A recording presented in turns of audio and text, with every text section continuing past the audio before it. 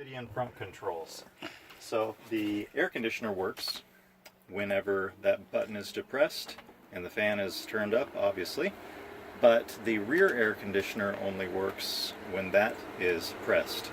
If you turn off the air conditioner, then the rear air conditioner is only a fan at this point.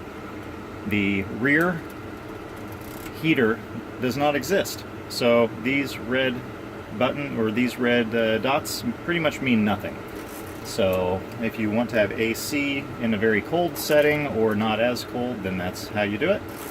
Everything else seems to be pretty self-explanatory. You have front defrost, which automatically turns on the air conditioner.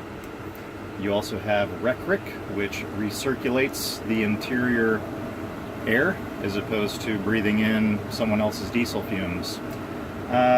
This button keeps the beep from occurring from the proximity sensor. So as soon as you turn on the van, then if you put it into gear, you will hear that noise, which is really annoying. So make sure to turn that proximity sensor off, and whenever you put it into gear, then you will not hear that noise. The reason for that is because we have a front grille guard and a rear step which turns on the proximity siren. This is the rear view camera. The rear view camera comes on whenever the shifter is in reverse, and it comes on automatically as long as the stereo is on. If you turn the stereo off, you have no rear view camera. If for some reason you don't want the stereo to be playing music, then what you can do is you can put the stereo into standby mode. That way you always have access to the rear camera.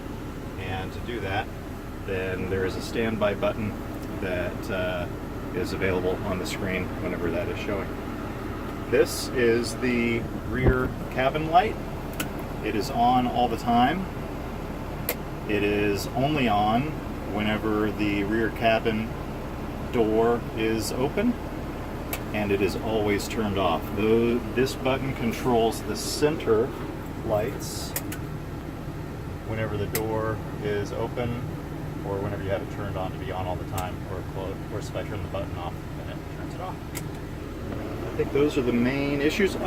Sometimes this thing, if you kick it accidentally, it rips completely out. It's just kind of a crappy design. So line it up and you can push it back in and it sticks back in. Treat it gently, otherwise it'll not work well. Right now the stereo, as I mentioned earlier, is in standby mode. You can turn it to radio, and if you want to have access to that rear view camera like I talked about, then make sure that you keep the stereo on, but you can turn off the sound by just putting it in standby mode. Thanks, that's it.